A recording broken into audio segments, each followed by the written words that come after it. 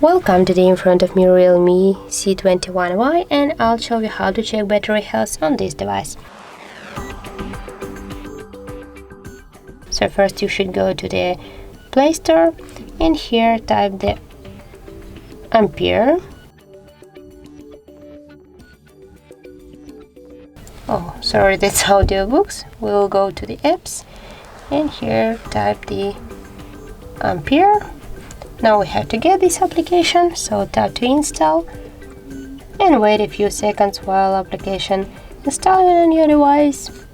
And now just tap to open, click yes I agree, pick close, and here on the left down corner tap to OK.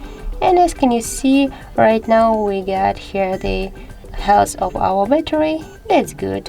Also we got another information about the battery, the level, the temperature, the phone model, Android version of the device, and more and other information. So that's how it looks. If you found this video helpful, leave a like, comment and subscribe our channel.